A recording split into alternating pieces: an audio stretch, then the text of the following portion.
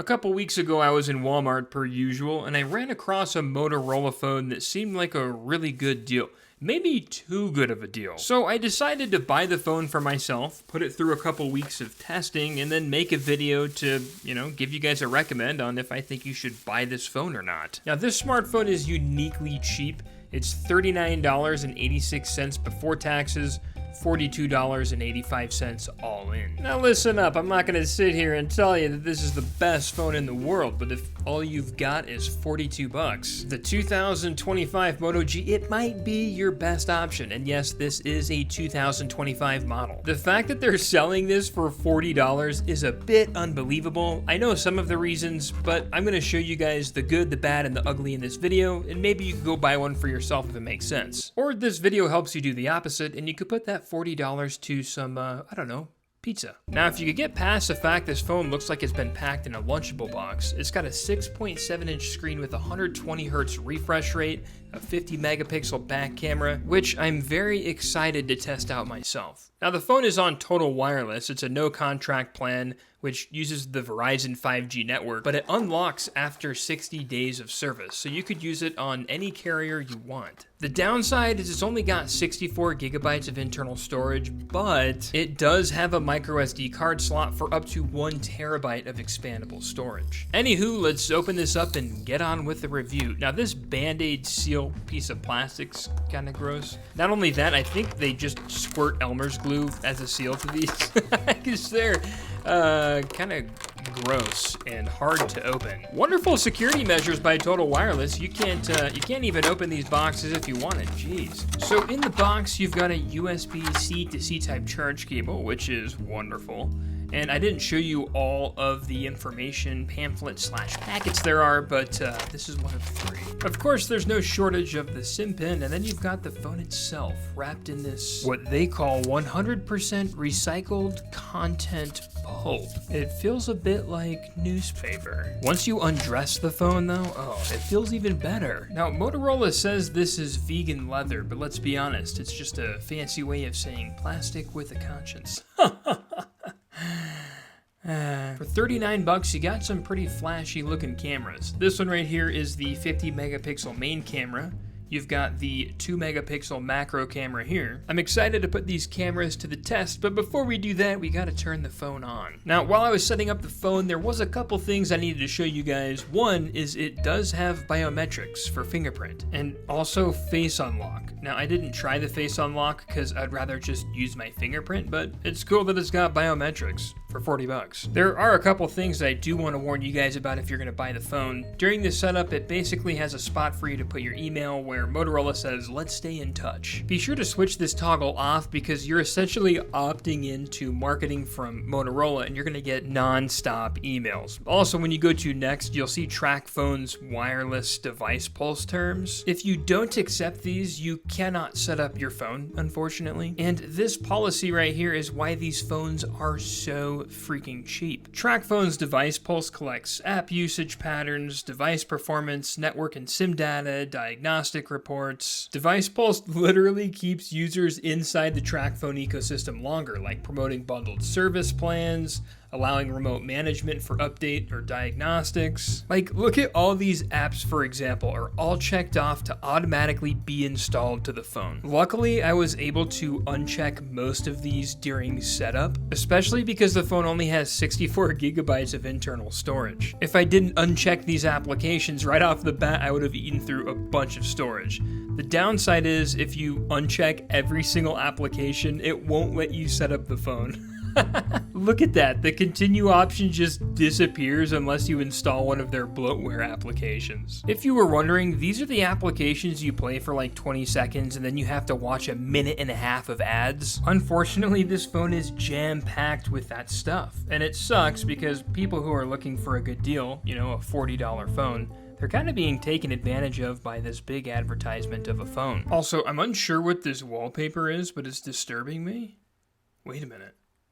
Oh my gosh, it's a shoebill stork's beak. I've had nightmares about these.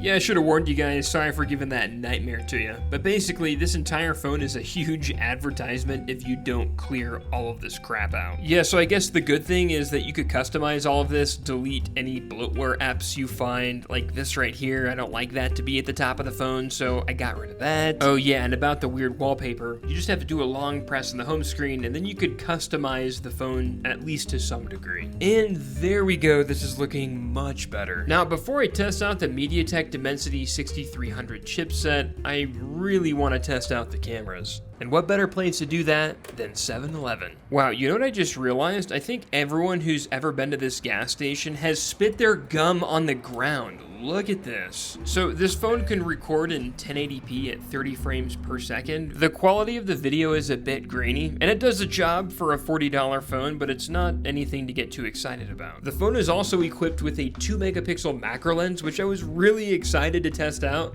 but I learned when I took these photos, I was in low light and they didn't really come out that great.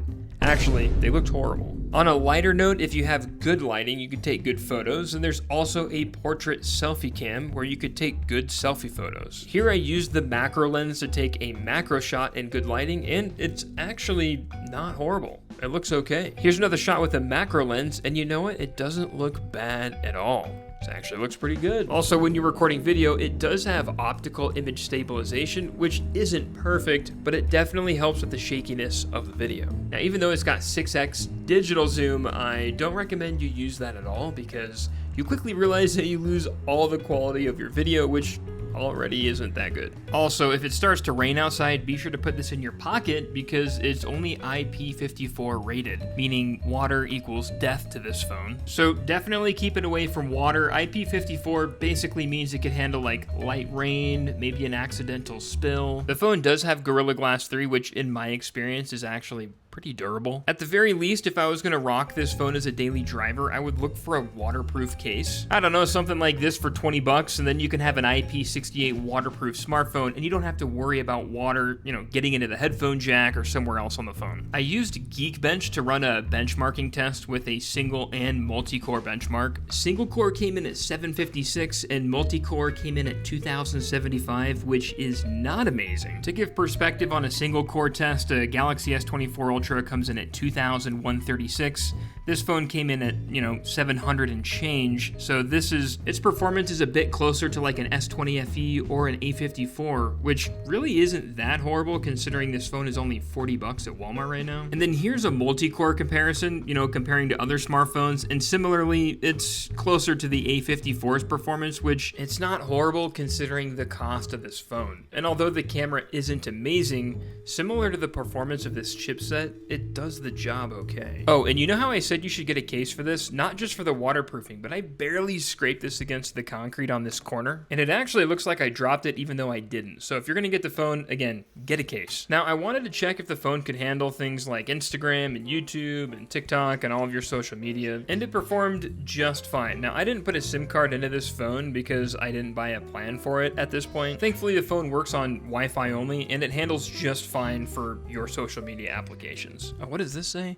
When you realize you only have 1 hour of work left, 1 hour and 34 years. It's actually funny. I used applications and played some games on this, and I wanted to check if my thermal camera could pick up any heat. And the phone does get warm up towards the camera on the phone, as you can see here, which is right where the processor is located. So if you push the phone, it does get warm, but I wouldn't say it overheats. You can see that the heat is balanced fairly well on this phone. Also, for the 2 weeks that I've been using this phone, it's got a 5,000 milliamp hour battery, which is more than enough to get through a full day, at least at the level I was using this for. Also, if you're using the compatible charger, it goes into turbo power mode. The phone can charge at 30 watts, which isn't technically true fast charging. I think fast charging starts at like 33 watts, but you could go from like 0 to 50% in about 25 or 40 minutes with this phone. Now, as for the gaming, it depends on what kind of gaming you do, but for the most part, this phone can keep up just fine. I will say though, with the phone only having 64 64 gigabytes of internal storage and 4 gigabytes of RAM, which you can expand to 8 gigabytes by changing some of the settings. You do have to be careful with how many apps you're installing onto the phone, just because more apps will cause the phone to slow down. Then again, it also has expandable storage, so go get yourself a micro SD card and all those concerns will go away rather quickly. I did mention this at the beginning of the video, but I'll mention it again. This phone is locked to Total Wireless, so you would need to activate it on one of their lower cost plans for 60 days. And then on day 61, you could switch over to a lower cost carrier plan, like with Mint Mobile. I think you could get unlimited for $15 or something. And then you could save even more money if that's something you're looking to do. For everything this phone is at $40, I don't really have any complaints, just because if I was in a situation where I needed a really low cost phone,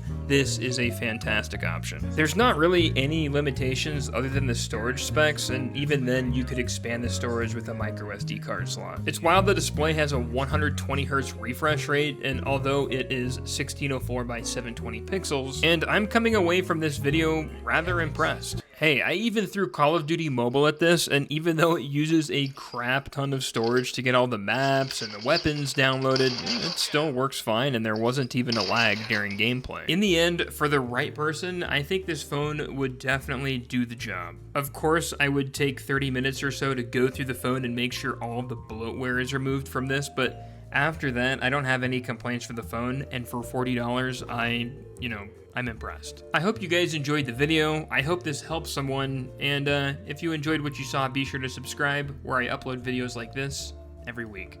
Thanks guys, we'll see you in the next one.